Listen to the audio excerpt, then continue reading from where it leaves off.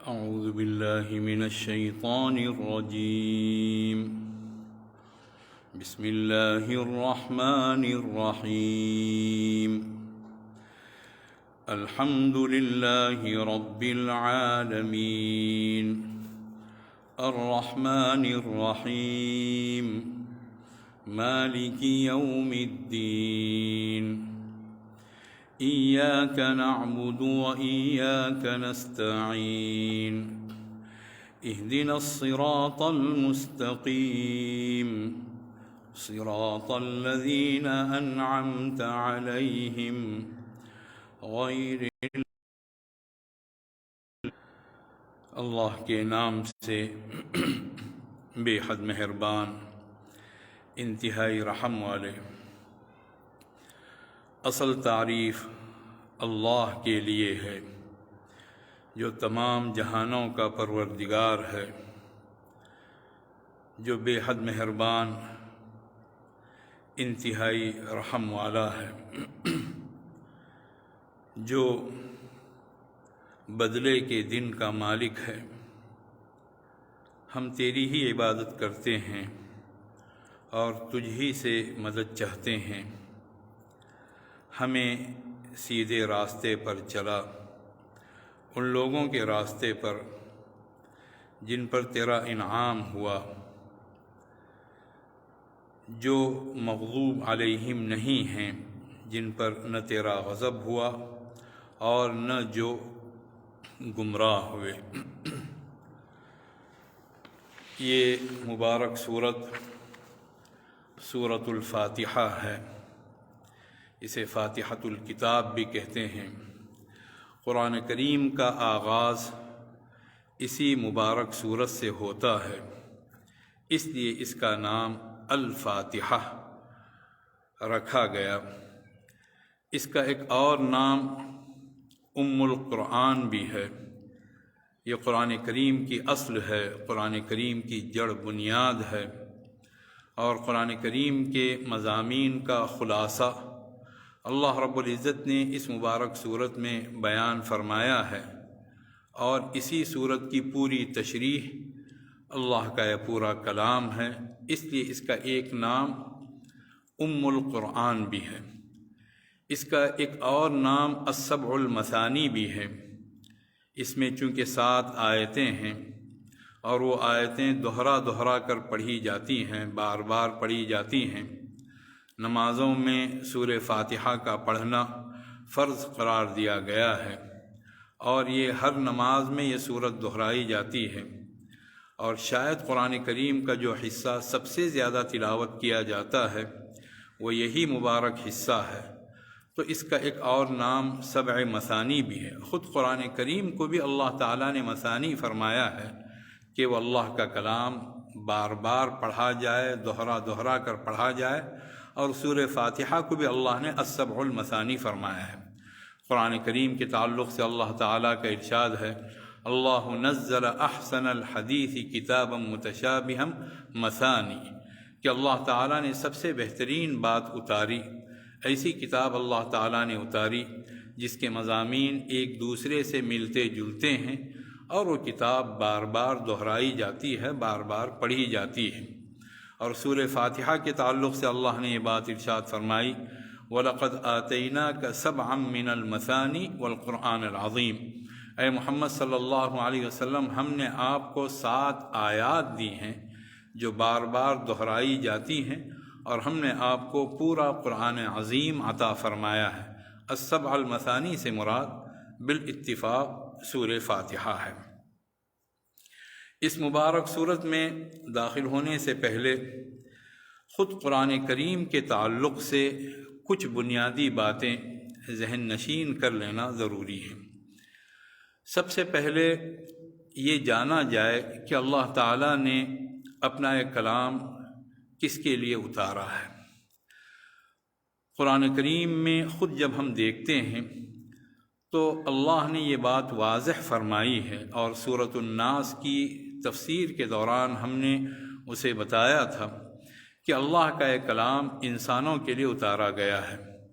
ارشاد ربانی ہے، انا انزلنا علیک الکتاب للناس بالحق فمن اہتدى فلنفسه ومن ضل فانما يضل علیها وما انت علیہم بوکیل۔ اے محمد صلی اللہ علیہ وسلم، ہم نے آپ پر یہ کتاب اتاری، تمام انسانوں کے لیے اتاری ہے اور صحیح اتاری ہے۔ جو ہدایت حاصل کرتا ہے وہ اپنے لیے ہدایت حاصل کرتا ہے، اور جو گمراہ ہوتا ہے وہ اپنے خلاف ہی گمراہ ہوتا ہے۔ آپ انسانوں پر ذمہ دار نہیں ہیں، ہدایت کی ذمہ داری آپ صلی اللہ علیہ وسلم پر عائد ہی نہیں کی گئی ہے، اور ہدایت دینے کا اختیار بھی اللہ کے علاوہ کسی اور کو دیا نہیں گیا ہے۔ اللہ رب العزت ہی کے پاس کل اختیار ہے۔ ذمہ داری کے تعلق سے اللہ نے یہ بات ارشاد فرمائی، لیس علیک ھداھم ولکن اللہ یہدی من یشاء۔ اے محمد صلی اللہ علیہ وسلم، آپ پر لوگوں کی ہدایت کی ذمہ داری نہیں ہے، بلکہ اللہ جسے چاہتا ہے ہدایت سے نوازتا ہے۔ اختیار کے تعلق سے اللہ نے یہ بات ارشاد فرمائی، انک لا تہدی من احببت ولکن اللہ یہدی من یشاء۔ آپ جس سے محبت کرتے ہیں اسے آپ ہدایت نہیں دے سکتے ہیں، بلکہ اللہ جسے چاہتا ہے ہدایت سے ہمکنار فرماتا ہے، ہدایت سے مالا مال فرماتا ہے۔ تو اللہ نے یہ بات ارشاد فرمائی، فمن اہتدی فانما یہتدی لنفسہ، کہ جو ہدایت پاتا ہے وہ اپنے لیے پاتا ہے، ومن ضل فانما یضل علیہا، اور جو گمراہ ہوتا ہے وہ اپنے خلاف ہی گمراہ ہوتا ہے۔ وما انت علیہم بوکیل، آپ لوگوں کے ذمہ دار نہیں ہیں۔ آپ صلی اللہ علیہ وسلم کی ذمہ داری یہ ہے کہ کھول کر بات کو واضح کیا جائے اور ہدایت کے راستے واضح طور پر بیان کر دیے جائیں۔ وَإِنَّكَ لَتَهْدِي إِلَى صِرَاطٍ مستقیم کہا گیا ہے کہ اے محمد صلی اللہ علیہ وسلم، بے شک آپ واقعی صحیح راستے کی طرف رہنمائی کرتے ہیں، لیکن صحیح راستہ اختیار کرنا یہ انسان کی اپنی ذمہ داری ہے، اور اللہ تعالیٰ نے ہدایت پانے کے لیے، ہدایت دینے کے لیے یہ قرآن اتارا ہے۔ ھدی للناس کہا گیا ہے، تمام انسانوں کے لیے کلام ہدایت ہے۔ ھدی للمتقین کہا گیا ہے، اللہ سے خوف رکھنے والوں کے لیے کلام ہدایت ہے، یعنی اپنی ہدایت ہونے کے لحاظ سے یہ تمام انسانوں کے لیے راستے کھولتا ہے، ان کو منزل مقصود تک پہنچاتا ہے، لیکن فائدہ اٹھانے والے وہ لوگ ہیں جن کے دلوں کے اندر خوف خدا ہوتا ہے۔ تو اللہ نے یہ کلام انسانوں کے لیے اتارا ہے، وَأَنزَلْنَا إِلَيْكَ الذِّكْرَ لِتُبَيِّنَ لِلنَّاسِ مَا نُزِّلَ إِلَيْهِمْ وَلَعَلَّهُمْ يَتَفَكَّرُونَ۔ اے محمد صلی اللہ علیہ وسلم، ہم نے آپ کی طرف اس یاد دہانی کو، اس تذکیر کو، اس ذکر کو، اس کلام کو ہم نے اتارا تاکہ آپ لوگوں کے سامنے کھول کر واضح کریں، انسانوں کے سامنے آپ واضح کریں کہ کیا چیز ان کی طرف اتاری گئی ہے۔ وَلَعَلَّهُمْ يَتَفَكَّرُونَ، اور تاکہ انسان غور کریں۔ اللہ رب العزت نے یہ کلام انسانوں کی ہدایت کے لیے، انسانوں کی بلندی کے لیے، اور انسانوں پر فضل کرنے کے لیے، اور انسانوں کے ساتھ اپنی رحمت انسانوں پر نازل کرنے کے لیے اللہ تعالیٰ نے یہ کلام اتارا ہے، اور اس کے بعد میں معاملہ انسان کے ہاتھ میں چھوڑ دیا گیا ہے۔ جو چاہے اس کلام سے فائدہ اٹھائے، اور اگر کوئی فائدہ نہیں اٹھانا چاہتا ہے تو پھر وہ اللہ کے غضب کا شکار ہوگا، اسے اختیار تو دیا گیا ہے۔ تو اللہ تعالیٰ نے انسانوں کے لیے کلام اتارا ہے۔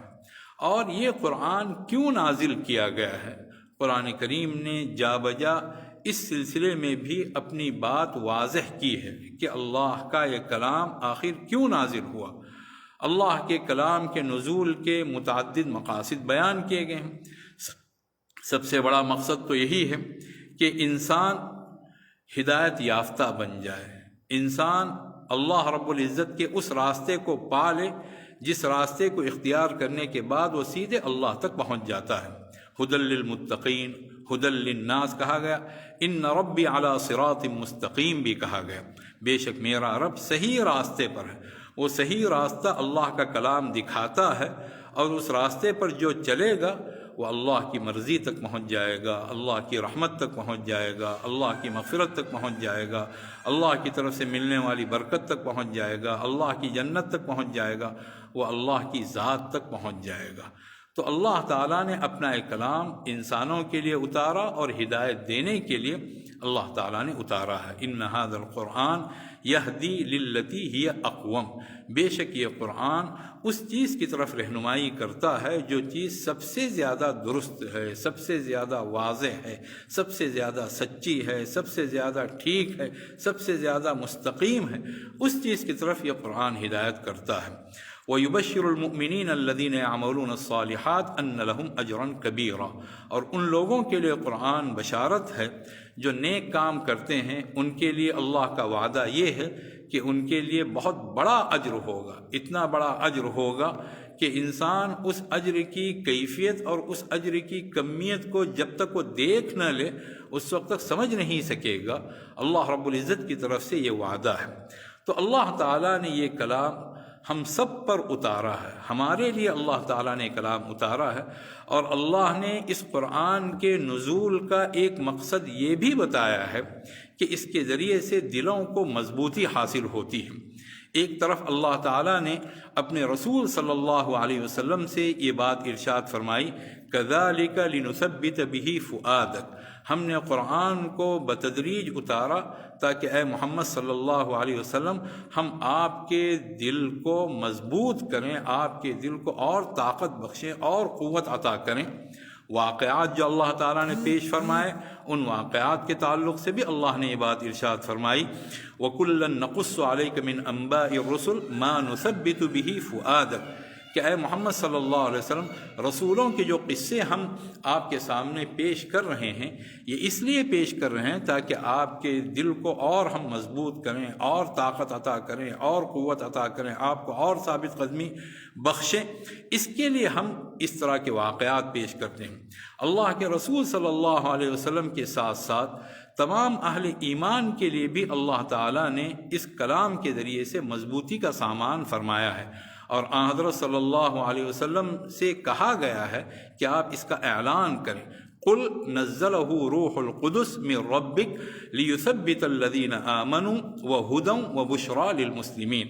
اے محمد صلی اللہ علیہ وسلم آپ کہہ دیجئے کہ یہ کلام روح القدس نے، اس پاک فرشتے نے، اس مقدس فرشتے نے، حضرت جبریل علیہ السلام نے یہ پاک کلام اتارا اپنے آپ کے رب کی طرف سے۔ کلام تو اللہ کا ہے اور اتارنے والا اللہ ہے، لیکن لانے والے حضرت جبریل علیہ السلام ہیں، اور اس کا مقصد اللہ نے کیا بیان فرمایا، لِيُثَبِّتَ الَّذِينَ آمَنُوا، تاکہ ان لوگوں کو ثابت قدمی بخشے یہ کلام اللہ رب العزت جو اصحاب ایمان ہیں، جن کے دلوں کے اندر ایمان ہے، جن کے دلوں کے اندر امانت داری ہے، جن کے دلوں کے اندر اچھائی ہے، جن کے دلوں میں صفائی ہے، اہل ایمان کو مضبوطی فراہم کرنے کے لیے، وَهُدًى وَبُشْرَى لِلْمُسْلِمِينَ، اور اس کے ساتھ ساتھ یہ کتاب ہدایت بھی ہے اور تمام مسلمانوں کے لیے خوشخبری بھی ہے۔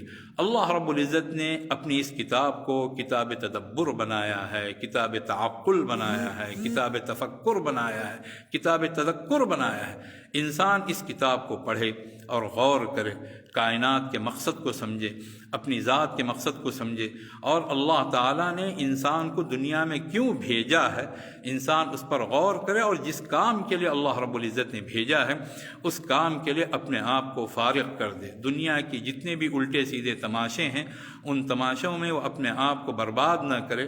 کتاب انزلناہ الیک مبارک لیدبروا آیاتہ ولیتذکر اولو الالباب، اے محمد صلی اللہ علیہ وسلم آپ کی طرف یہ مبارک کتاب اتاری گئی ہے، ہم نے اتاری ہے تاکہ لوگ اس کی آیات میں تدبر کریں، غور و فکر کریں، اور جو عقل والے ہیں وہ سبق حاصل کریں۔ سبق حاصل کرنے کے لیے، غور و فکر کرنے کے لیے، تعقل کے لیے، کہ انسان کے اندر ایک سمجھداری پیدا ہو، انسان کے اندر احساس امانت پیدا ہو۔ انا جعلناہ قرآنا عربیا لعلکم تعقلون، اس قرآن کو ہم نے عربی قرآن بنایا، واضح قرآن بنایا، تاکہ تم لوگ عقل حاصل کر سکو، تاکہ تم لوگ سمجھ سکو، تاکہ تمہارے اندر ایک تعقل کی کیفیت پیدا ہو۔ تو اللہ کا یہ مبارک کلام، اللہ کی مبارک کتاب کتاب تفکر بھی ہے، کتاب تذکر بھی ہے، کتاب تعقل بھی ہے، اور کتاب تدبر بھی ہے۔ وَلَقَدْ صَرَّفْنَا فِي هَذَا الْقُرْآنِ لِيَذَّكَّرُوا، ہم نے اس قرآن کریم میں بات کو پھیر پھیر کر بیان کیا ہے، طرح طرح سے مختلف انداز سے ہم نے ایک حقیقت سمجھائی ہے تاکہ لوگ غور و فکر کریں، اور جو غور و فکر کرتا ہے قرآن کریم انہی پر کھلتا ہے۔ یاد رکھیے گا، اللہ رب العزت نے اور اللہ کے کلام نے یہ بات بھی واضح کی ہے کہ اللہ کا کلام کن پر کھلتا ہے اور اللہ کا کلام کن پر بند ہوتا ہے۔ یہ دونوں باتیں اللہ رب العزت نے واضح فرمائی ہیں۔ ہر قرآن کریم کے طالب علم کو ان چیزوں پر بہت زیادہ غور کرنا چاہیے۔ کہیں ایسا تو نہیں ہے کہ ہمارا شمار ان لوگوں میں ہو رہا ہو نعوذ باللہ جن پر اللہ کا کلام بند ہو رہا ہے۔ انسان بہت زیادہ محتاط رہے، بے حد ہوشیار رہے کہ کہیں ایسا تو نہیں کہ اللہ کے کلام سے وہ فائدہ اٹھانے والوں میں قرار نہ دیا جا رہا ہو اور اسے اللہ کے کلام سے دور کیا جا رہا ہو۔ تو جو اللہ تعالیٰ نے صفات بیان کی ہیں، وہ جو اچھی صفات اللہ نے بیان کی ہیں قرآن کریم سے فائدہ اٹھانے کے تعلق سے، ان صفات کو وہ اپنے اندر ضرور پیدا کرنے کی کوشش کرے، اس کے لیے محنت کرے۔ اسے زندگی جو دی گئی ہے وہ اسی لیے دی گئی ہے کہ وہ ایک قرآنی انسان بن جائے، قرآن سے فائدہ اٹھانے والا، ایک دیانت دار، ایک امانت دار، ایک حساس اور ایک باشعور انسان بن جائے۔ اور اللہ تعالیٰ نے یہ بات ارشاد فرمائی ہے کہ قد فصلنا الآیات لقوم یذکرون، قد فصلنا الآیات لقوم یذکرون، کہ ہم نے اپنی آیتیں کھول کھول کر بیان کی ہیں۔ وَهَذَا صِرَاطُ رَبِّكَ مُسْتَقِيمًا، کہ یہ آپ کے رب کا راستہ ہے، انتہائی درست راستہ ہے۔ اس راستے سے مراد قرآن کریم ہے، اسے حبل اللہ کہا گیا ہے، وہ اللہ کی رسی ہے جس کا ایک سرا مخلوق کے لیے چھوڑ دیا گیا ہے اور ایک سرا اللہ رب العزت کے پاس ہے، اللہ کے ہاتھ میں ہے۔ تو جو بھی اللہ کی اس رسی کو مضبوطی سے تھام لے گا تو اس کے لیے پھر راہ ہدایت آسان کر دی جائے گی اور اللہ تک پہنچنا اس کے لیے آسانی کے ساتھ ممکن بنا دیا جائے گا۔ وَهَذَا صِرَاطُ رَبِّكَ مُسْتَقِيمًا، اے محمد صلی اللہ علیہ وسلم، یہ آپ کے رب کا راستہ ہے، انتہائی درست راستہ ہے۔ قد فصلنا الآیات لقوم یذکرون، بے شک ہم نے اپنی آیتیں کھول کھول کر بیان کی ہیں ان لوگوں کے لیے جو غور و فکر کرتے ہیں، جو تدبر کرتے ہیں، جو سبق حاصل کرتے ہیں، جن کے اندر یاد دہانی کی ایک کیفیت ہوتی ہے، وہ یاد کرتے ہیں کہ وہ کون ہیں، کیا ہیں۔ اور وہ صفت تذکر کس کے اندر پائی جاتی ہے؟ اللہ رب العزت نے یہ بات بھی واضح فرمائی ہے، سَيَذَّكَّرُ مَن يَخْشَى، سَيَذَّكَّرُ مَن يَخْشَى، وہ ضرور نصیحت حاصل کرے گا، سبق حاصل کرے گا جس کے اندر خوف خدا ہوگا۔ تو معلوم یہ ہوا کہ اللہ کا کلام ان لوگوں پر کھلتا ہے جن کے دلوں کے اندر اللہ کا خوف ہوتا ہے، جن کے اندر امانت داری کا ایک احساس ہوتا ہے۔ خوف خدا جس قدر ترقی کرے گا، انسان ظاہر اور باطن میں ایک بنتا چلا جائے گا، اور ظاہر میں بھی ویسے ہی ہوگا اور باطن میں بھی اسی طرح ہوگا۔ اس کا ظاہر اس کے باطن کا آئینہ دار ہوگا، وہ ظاہری طور پر بھی سچا اور باطنی طور پر بھی سچا ہوگا۔ سَيَذَّكَّرُ مَن يَخْشَى طَٰهَ مَا أَنزَلْنَا عَلَيْكَ الْقُرْآنَ لِتَشْقَىٰ، اے محمد صلی اللہ علیہ وسلم، ہم نے قرآن آپ پر اس لیے نازل نہیں کیا کہ آپ تھک جائیں، اس کا بوجھ محسوس کریں، إِلَّا تَذْكِرَةً لِمَن يَخْشَىٰ، ہم نے تو اس قرآن کو ایک نصیحت بنایا ہے، یاد دہانی بنایا ہے ہر اس شخص کے لیے جو خوف خدا رکھتا ہے، جس کے اندر خشیت کی کیفیت ہوتی ہے، وہ تذکر کی صفت سے مالا مال ہوگا اور وہ قرآن کریم سے فائدہ اٹھائے گا۔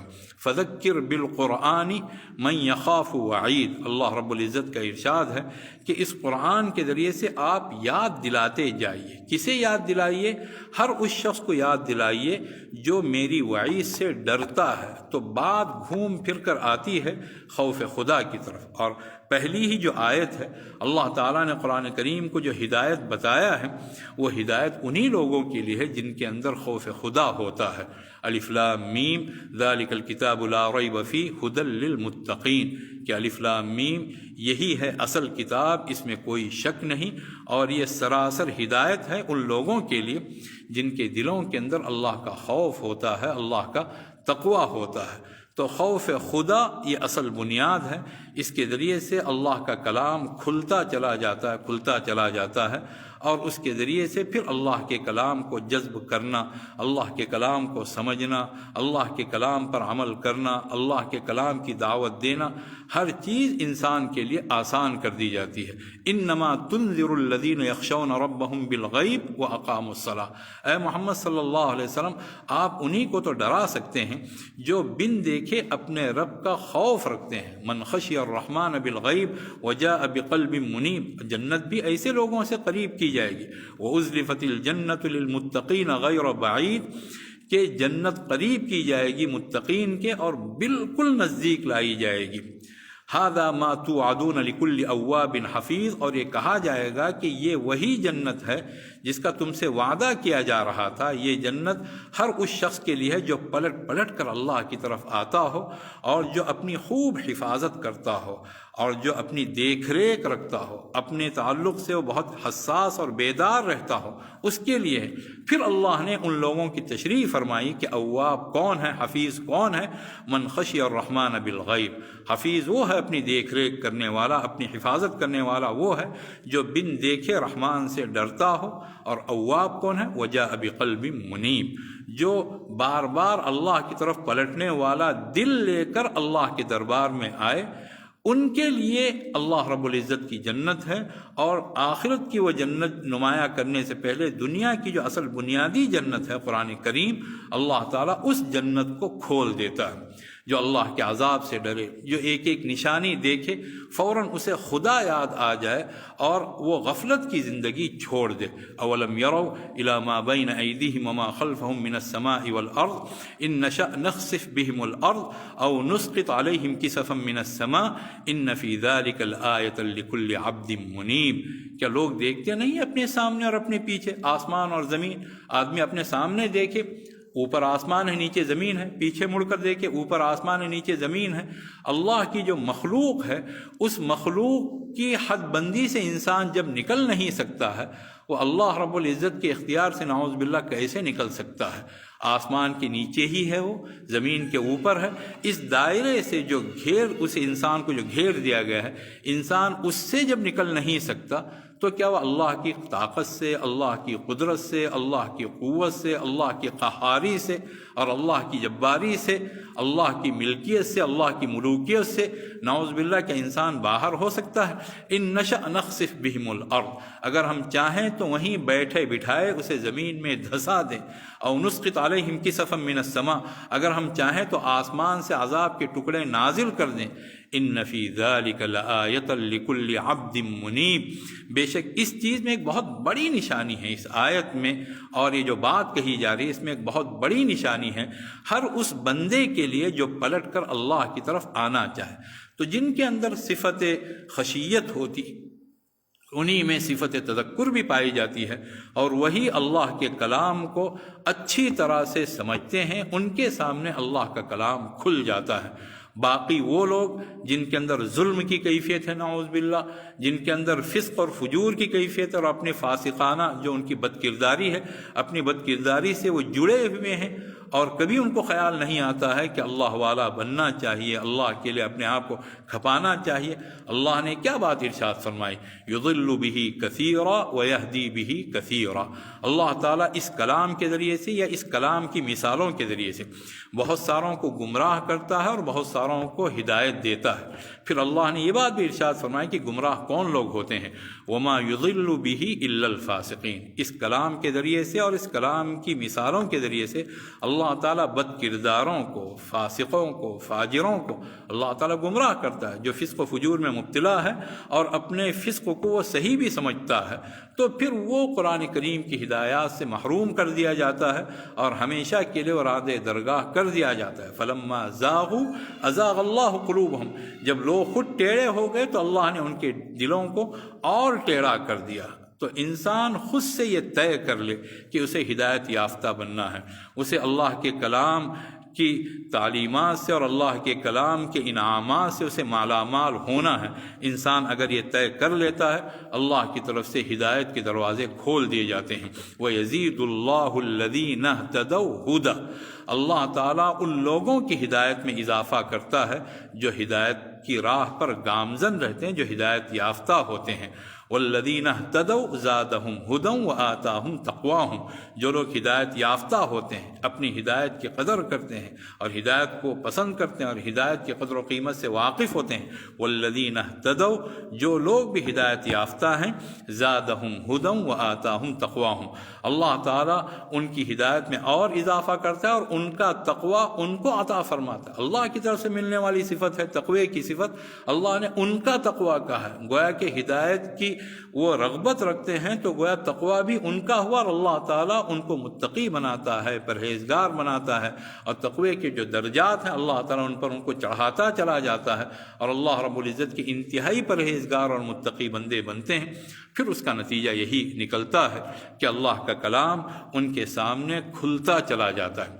اس کے مقابلے میں اللہ تعالیٰ نے یہ بات بھی ارشاد فرمائی کہ اللہ کا کلام کن لوگوں پر بند ہوتا ہے۔ آدمی شب و روز اللہ کی پناہ چاہے کہ اللہ تعالیٰ اسے ان لوگوں میں ہرگز نہ بنائے جن پر کلام الہی بند ہو جائے۔ اللہ کا کلام بند ہو جائے تو گویا کہ اللہ کی رحمت کا سلسلہ اس پر بند کر دیا گیا۔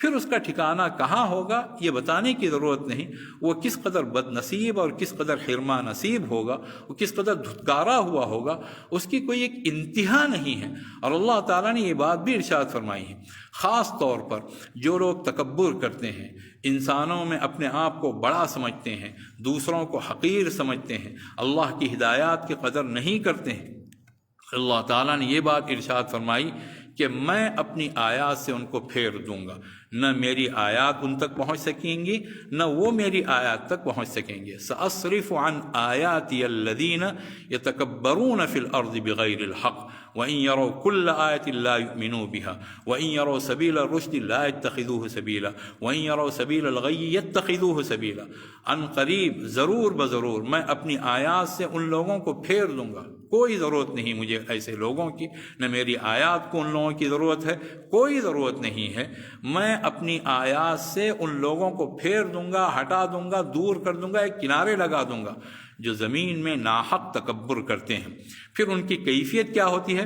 وَإِن يَرَوْا كُلَّ آیَةٍ لَا يُؤْمِنُوا بِهَا، وہ کوئی بھی نشانی دیکھ لیں، اللہ رب العزت کی طرف سے جو نشانیاں جو اللہ کا پتہ بتاتی ہیں وہ نشانیاں، یا اللہ کی کوئی آیت وہ دیکھ لیں، لا یؤمنوا بها، وہ اس پر ایمان نہیں لائیں گے۔ پھر ان کی کیفیت ایسی گئی گزری بنا دی جائے گی، وَإِن يَرَوْا سَبِيلَ الرُّشْدِ لَا يَتَّخِذُوهُ سَبِيلًا، وہ جہاں کہیں بھی ہدایت کا راستہ دیکھیں گے ہرگز اس راستے کو ہدایت کے راستے کے طور پر اختیار نہیں کریں گے۔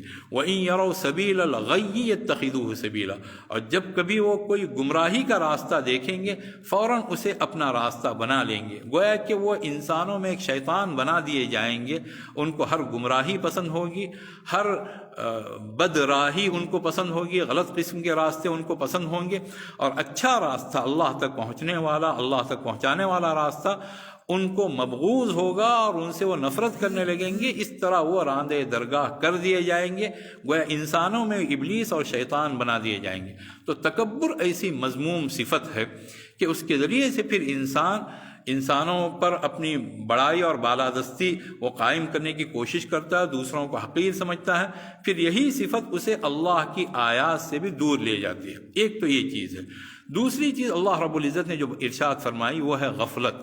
انسان غفلت کی زندگی چھوڑ دے، قرآن کریم کے تعلق سے بے پرواہی چھوڑ دے، اور اللہ کے کلام، اللہ کی آیات، اللہ کا دین، اللہ کے پیغام کو نعوذ باللہ دوسرے درجے کی حیثیت انسان جو دینے لگا ہے، اس کا نتیجہ یہ ہوتا ہے کہ وہ اللہ کے نزدیک سب سے بڑا ظالم قرار دیا جاتا ہے کہ قرآن کریم کی آیات ہیں، بعد میں دیکھیں گے، بعد میں غور کریں گے، گویا ان کو ذرا کم اہمیت دینا یہ بھی اللہ رب العزت کی برداشت سے باہر ہے۔ ومن اظلم ممن ذکر بآیات ربہ ثم اعرض عنها انا من المجرمین منتقمون۔ اللہ رب العزت کا ارشاد ہے کہ اس سے بڑھ کر ظالم کون ہے؟ سب سے بڑا ظالم اظلم ہے وہ انسان جس کے سامنے اس کے رب کی آیات اسے یاد دلائی جاتی ہیں پھر بھی وہ اس سے اعراض کرتا ہے۔ یعنی کہ ہونا تو یہ چاہیے تھا کہ مارا مارا پھرتا، وہ جگہ جگہ جاتا، وہ در در جاتا اللہ کی آیات کی تلاش میں کہ کہیں اللہ کی کوئی آیت مل جائے، میرے رب کا کوئی پیغام مجھے مل جائے، میرے رب کی مرضی کس میں ہے یہ بات مجھے معلوم ہو جائے۔ وہ اپنے سارے کام چھوڑ کر اس ایک کام کے لیے اپنی پوری زندگی لگا دیتا۔ یہ ہونا چاہیے تھا، یہ تو نہیں ہوا۔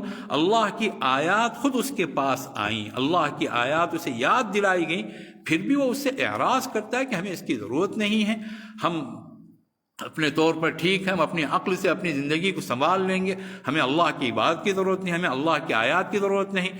اس سے بڑھ کر ظالم کون ہے؟ ثم اعرض عنہ، جس کی اپنے رب کی آیات یاد دلائی جائیں پھر بھی وہ اس سے اعراض کرتا ہے۔ انا من المجرمین منتقمون، اللہ تعالیٰ نے انا منہم منتقمون، ایسے لوگوں سے انتقام ہم لیں گے، یہ کہنے کے بجائے ضمیر لانے کے بجائے اس میں ظاہر لایا گیا ہے، ایسے مجرموں سے انتقام لینا ہمارا کام ہے۔ سب سے بڑا مجرم ہے، سب سے بڑا خبیث انسان ہے جس کے سامنے اللہ کی آیات یاد دلائی جائیں، گرچہ یہ آیت مشرکین کے بارے میں نازل ہوئی ہے لیکن کوئی ایمان کا دعویٰ رکھے لیکن اللہ کی آیات کو، اللہ کے دین کو، اللہ کے پیغام کو دوسرے درجے کی حیثیت دے۔ پہلا درجہ تو ہماری اپنی خواہشات ہیں، ہماری اپنی رغبتیں ہیں، ہماری اپنی چاہتیں ہیں، ہمارا اپنا موڈ ہے، ہمارے اپنے ارادے ہیں، ہمارے اپنے الٹے سیدھے کام ہیں، ہماری اپنی لغویات ہیں، ہماری اپنی بےہودگیاں ہیں نعوذ باللہ۔ اور اس کے بعد میں موقع ملے گا تو دیکھیں گے، اللہ کے دین کے بارے میں سوچیں گے۔ اگر کسی کی ایک کیفیت ہو گئی تو پھر اللہ رب العزت کے نزدیک وہ مجرم ہے، مجرم ہی نہیں اللہ کے نزدیک وہ انتقام کے قابل ہے۔ اور اللہ نے تاکید کے ساتھ یہ بات ارشاد فرمائی کہ ایسے مجرموں سے ہم انتقام لیں گے۔ ومن اظلم ممن ذکر بآیات ربہ فاعرض عنها ونسی ما قدمت یدہ۔ ایک اور جگہ سورہ کہف میں اللہ رب العزت نے یہ بات ارشاد فرمائی کہ اس سے بڑھ کر ظالم کون ہے جس کے سامنے اس کے رب کی آیتیں یاد دلائی جائیں، اس سے وہ اعراض کرے اور اپنے کرتوتوں کو بھول جائے، اپنے الٹے سیدھے کاموں کو بھول جائے، بے پرواہی کی زندگی بسر کرے۔ انا جعلنا علی قلوبہم اکنۃ ان یفقہوہ وفی آذانہم وقرا۔ اللہ رب العزت نے یہ بات ارشاد فرمائی کہ ان کے دلوں پر پردے ہم ڈال دیں گے، ہم پردے ڈال دیں گے، اور اس بات کے پردے ڈال دیں گے کہ وہ قرآن کریم کو نہ سمجھے، اللہ کی آیات کو نہ سمجھے۔ انا جعلنا علی قلوبہم اکنۃ ان یفقہوہ، بہت زیادہ ڈرنے کی آیت ہے کہ ہم ان کے دلوں پر پردے ڈال دیں گے اس بات سے کہ وہ قرآن کو سمجھ سکیں، یعنی کہ وہ سمجھنا چاہیں گے تب بھی سمجھ نہیں سکیں گے، اس لیے کہ آیات کے ساتھ اعراض ہے، غفلت کی زندگی ہے، بے پرواہی کی زندگی ہے، قرآن کریم کے تعلق سے ایک بے رخی کا معاملہ ہے۔ یہ معاملہ اگر ہوگا تو اللہ کی تو کتاب عزیز ہے، وَإِنَّهُ لَكِتَابٌ عزیز، یہ بڑی معزز کتاب ہے اور اللہ کی بڑی ہی عزیز کتاب ہے، باوقات کتاب ہے، باحیثیت کتاب ہے، اور اس کی بلندی اور اس کی حیثیت کی کوئی انتہا نہیں۔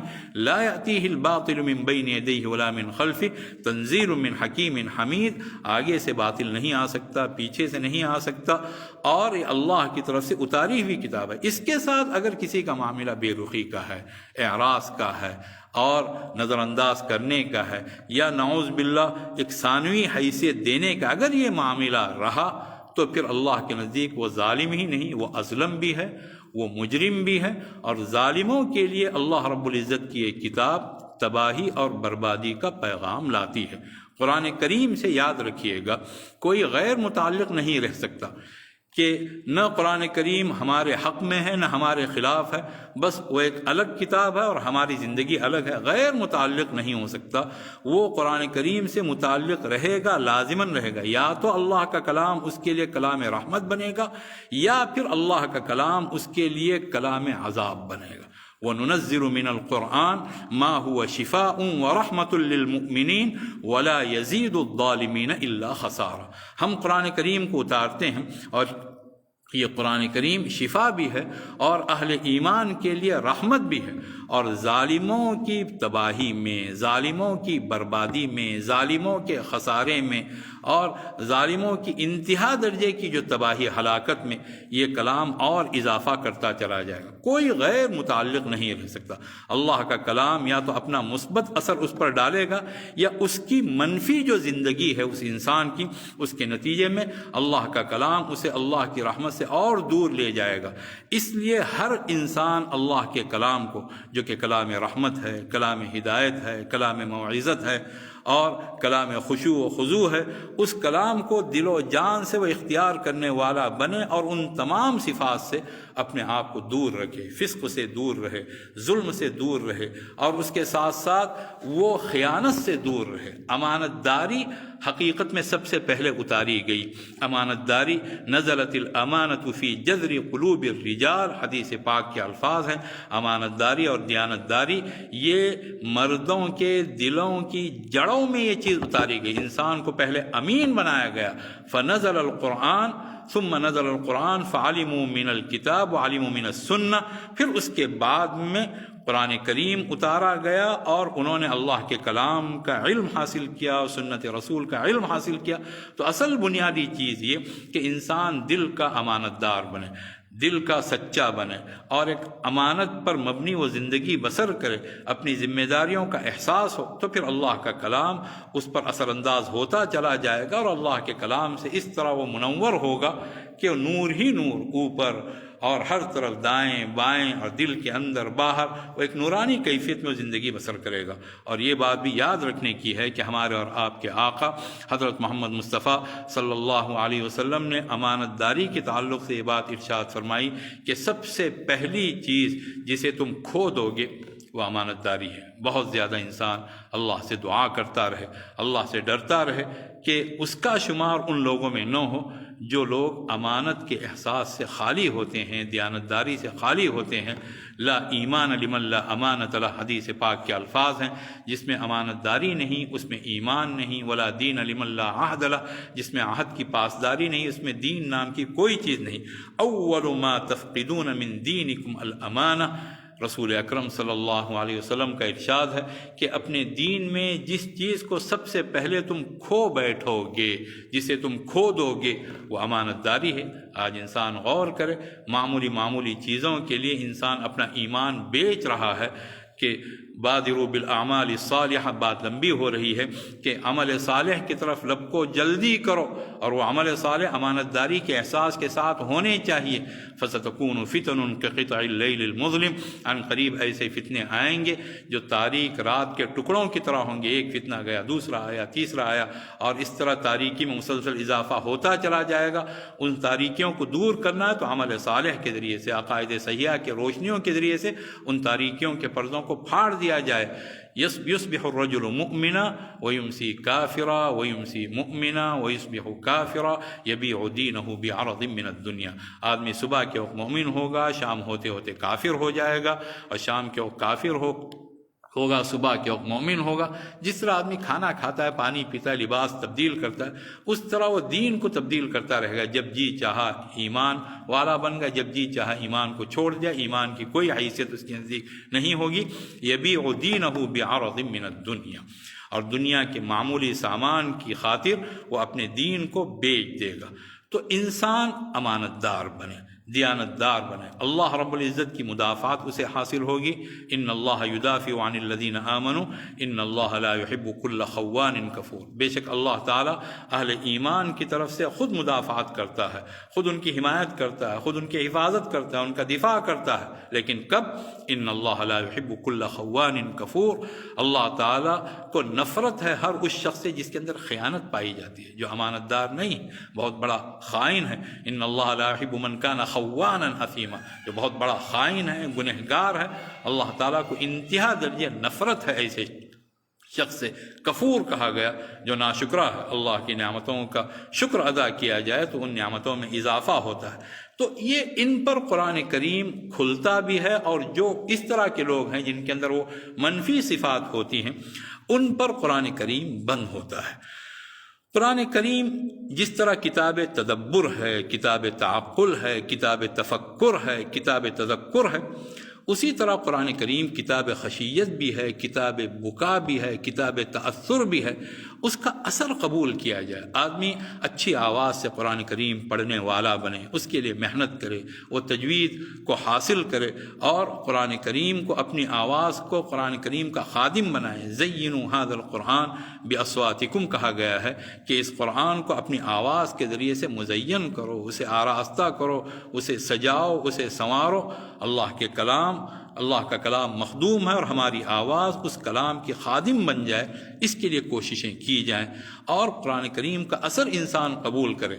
فی الوقت اس زمانے میں عام طور سے ایک پہلو پر جو لوگ بھی توجہ دیتے ہیں کہ وہ کتاب تدبر اور تعقل ہے، اس پر توجہ اتنی زیادہ دی جا رہی ہے کہ جو دوسرا پہلو ہے کہ اس کے ذریعے سے ایک اثر کو قبول کرنا، اس کے ذریعے سے دل کے اندر ایک بیتابی کی کیفیت کا پیدا ہو جانا، اللہ کی محبت میں اضافہ ہونا، اس طرح کی جو کیفیات ہیں ان کو ہو سکتا ہے کہ نادانستہ طور پر کچھ نظر انداز کیا جا رہا ہو، یہ نہیں ہونا چاہیے۔ جتنے پہلو قرآن کریم کے خود قرآن نے بیان کیے ہیں، ہر پہلو سے ہم اپنے آپ کو نکھارنے والے بن جائیں۔ جہاں ایک طرف اللہ نے یہ بات ارشاد فرمائی ہے کہ ان فی ذلک لآیات لقوم یتفکرون، لآیات لقوم یعقلون، کہ اس آیات میں ان میں جو باتیں کہی گئی ہیں ان میں نشانیاں ہیں ان لوگوں کے لیے جو فکر کرتے ہیں، جو غور و خوض کرتے ہیں، جو تفکر کرتے ہیں، جو تدبر کرتے ہیں، جو عقل رکھتے ہیں۔ تو کتاب عقل بھی ہے، اس کے ساتھ ساتھ کتاب تأثر بھی ہے۔ وَإِذَا سَمِعُوا مَا أُنزِلَ إِلَى الرَّسُولِ تَرَىٰ أَعْيُنَهُمْ تَفِيضُ مِنَ الدَّمْعِ مِمَّا عَرَفُوا مِنَ الْحَقِّ، جب وہ رسول کی طرف جو کلام اتارا گیا اسے وہ سنتے ہیں تو تم ان کی آنکھوں کو دیکھو گے کہ آنسوؤں کی برسات کر رہی ہیں۔ یہ کیفیت ہے۔ إِنَّمَا الْمُؤْمِنُونَ إِذَا ذُكِرَ اللَّهُ وَجِلَتْ قُلُوبُهُمْ وَإِذَا تُلِيَتْ عَلَيْهِمْ آيَاتُهُ زَادَتْهُمْ إِيمَانًا، مومن تو وہ ہیں جب اللہ کو یاد کیا جائے ان کے دل لرزنے لگتے ہیں، کانپنے لگتے ہیں، اور جب اللہ کی آیات تلاوت کی جاتی ہیں تو وَإِذَا تُلِيَتْ عَلَيْهِمْ آيَاتُهُ زَادَتْهُمْ إِيمَانًا، ان کے ایمان میں اضافہ ہوتا ہے۔ مشرکین قرآن کریم سن کر ہنسا کرتے تھے، اللہ رب العزت نے اس کا سخت نوٹس لیا، اور مشرکین کو بھی پیغام ہے کہ وہ ایمان لا کر رونے والے بنے، اور اہل ایمان کو بھی پیغام ہے۔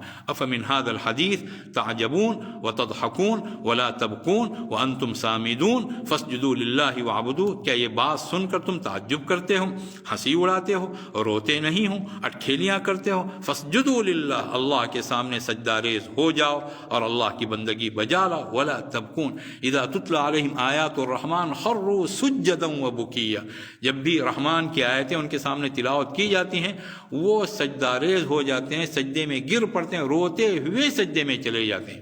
قل آمنوا به او لا تؤمنوا، یہ قرآن کریم ہی کی خصوصیت نہیں ہے تو خصوصیت ہے ہی، اس سے پہلے بھی اللہ نے جتنی کتابیں اتاری ہیں ان کے اندر اللہ نے یہی کیفیت رکھی، اور ان لوگوں کو اس کا حکم دیا گیا کہ اللہ کی آیات جہاں کہیں بھی تلاوت ہوں انسان کانپ اٹھے اور اللہ کے سامنے سجدہ ریز ہوتا چلا جائے۔ قل آمنوا به او لا تؤمنوا، کہیے اے محمد صلی اللہ علیہ وسلم تم اس پر لوگوں سے کہہ دیے اس پر ایمان لاؤ یا نہ لاؤ، تمہاری مرضی، ایمان لانے پر اللہ کی جنت ملے گی، نہیں لاؤ گے تو جہنم میں دھکیل دیے جاؤ گے۔ ان الذين اوتوا العلم من قبله اذا يتلى عليهم يخرون للاذقان سجدا، اس سے پہلے جن لوگوں کو علم دیا گیا ان کے سامنے جب تلاوت کی جاتی تھی تو وہ ٹھوڑیوں کے بل گر پڑتے تھے سجدہ ریز ہوتے ہوئے۔ وَيَقُولُونَ، اور وہ کہا کرتے تھے سبحان ربنا ان کان وعد ربنا لمفعولا، ہمارا رب پاک ہے، بے شک ہمارے رب کا جو بھی وعدہ ہے وہ پورا ہو کر رہے گا۔ وَيَخِرُّونَ لِلْأَذْقَانِ يَبْكُونَ وَيَزِيدُهُمْ خُشُوعًا، اور اپنی ٹھوڑیوں کے بل گر پڑتے ہیں روتے ہوئے، اور ان کے خشوع میں یہ کیفیت اور اضافہ کرتی تھی۔ تو اللہ کا کلام کلام تأثر ہے، کلام انفعال ہے، یعنی کہ انسان ہونے کے لحاظ سے، ورنہ قرآن کریم کے اعتبار سے کلام تأثیر ہے، اور وہ ایسا کلام ہے جو اپنا اثر ڈال کر رہتا ہے، انسان اس کا اثر قبول کرے، وہ اللہ کے سامنے رونے والا بن جائے، آیات کے ساتھ ایک والہانہ لگاؤ ہو، اس طرح انسان اللہ کے کلام سے وابستہ رہے گا تو پھر انشاءاللہ اللہ کا کلام جو فضل عظیم لے کر اترا ہے وہ فضل عظیم اسے بھی حاصل ہوگا۔ وَأَنزَلَ عَلَيْكَ الْكِتَابَ والحکمہ وعلمک ما لم تکن تعلم وکان فضل اللہ علیک عظیما۔ بنیادی طور پر یہ بات آپ صلی اللہ علیہ وسلم سے کہی گئی کہ اللہ نے آپ پر کتاب اتاری، آپ پر حکمت اتاری، آپ کو وہ سب سکھایا جو آپ نہیں جانتے تھے۔ واقعی اللہ کا آپ پر غیر معمولی فضل ہے، اور آپ صلی اللہ علیہ وسلم کی امت ہونے کی حیثیت سے اللہ کے کلام سے ہم وابستہ ہو جائیں گے، اللہ کی ذات سے وابستہ ہو جائیں گے، اور اللہ کے کلام کو جذب کرنے والے بن جائیں گے، تو پھر یہی کلام ہمارے لیے فضل عظیم بنے گا، یہی کلام ہمارے لیے رحمت کا ذریعہ بنے گا، برکت کا ذریعہ بنے گا، مغفرت کا ذریعہ بنے گا، رضامندی کا ذریعہ بنے گا، اور ہم کہاں سے کہاں تک پہنچا دیے جائیں گے یہ ہمارے ذہن و دماغ میں بھی بات نہیں ہوگی، اللہ تعالیٰ وہاں تک پہنچا دے گا۔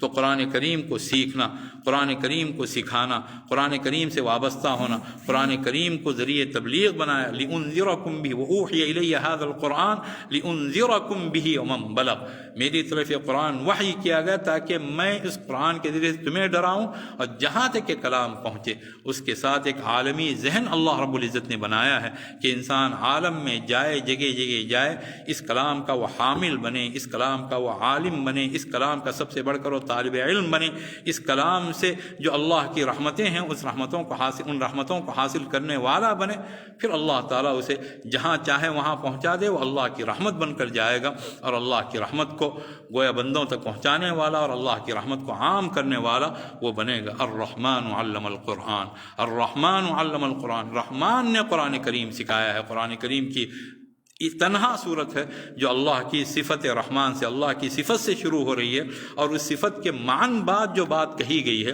وہ تعلیم قرآن کی ہے۔ تو جو لوگ قرآن کریم کو حاصل کرتے ہیں، اخذ کرتے ہیں، وہی لوگ حقیقت میں اللہ کی رحمت کو پانے والے، وہی لوگ حقیقت میں اللہ کی طرف سے برکت کو پانے والے، وہی لوگ حقیقت میں اللہ کی طرف سے خیر کو پانے والے بنتے ہیں۔ تو اس کے ذریعے سے ایمان میں اضافہ ہوتا ہے، اس کے ذریعے سے اللہ تعالیٰ ثابت قدمی عطا کرتا ہے، اور اس کے ذریعے سے اللہ رب العزت اپنی رحمت اپنے بندوں پر تمام کرتا ہے۔ تو اس کلام کو پورے طور پر اخذ کرنے والے ہم بن جائیں۔ خیرکم من تعلم القرآن وعلمہ، حدیث پاک کے الفاظ ہیں، ان افضلکم من تعلم القرآن وعلمہ، کہ تم میں سب سے بہترین شخص وہ ہے جو قرآن کریم سیکھے اور قرآن کریم سکھائے، تم میں افضل ترین انسان وہ ہے جو قرآن کریم کی تعلیم پائے اور قرآن کریم کی تعلیم دے۔ ان افضل ترین انسانوں میں ہم بھی شامل ہونے والے بن جائیں، اس کے لیے کوششیں کرنے والے بن جائیں، اس کے لیے جدوجہد کرنے والے بن جائیں۔ اور صاحب قرآن، عام طور سے حافظ قرآن کے لیے وہ بات کہی جاتی ہے، لیکن حافظ قرآن کے ساتھ ساتھ وہ تمام لوگ جو اللہ کے کلام سے حد درجے وابستگی رکھتے ہیں، وہ بھی ان تمام فضائل میں شامل ہیں جو بیان کی گئی ہیں۔ اس سے کہ حدیث پاک میں یقال لصاحب القرآن کہا گیا ہے، صاحب قرآن سے کہا جائے گا اقرأ ورتل کما کنت ترتل فی الدنیا فإن منزلک عند آخر آیت معک، کہ تم پڑھتے جاؤ اور جنت کے درجات طے کرتے جاؤ، اور تمہارا مقام آخری آیت جو تم تلاوت کرو گے وہاں تک تم جب پہنچ جاؤ گے تو وہ بلند ترین مقام تمہارا اپنا مقام ہوگا۔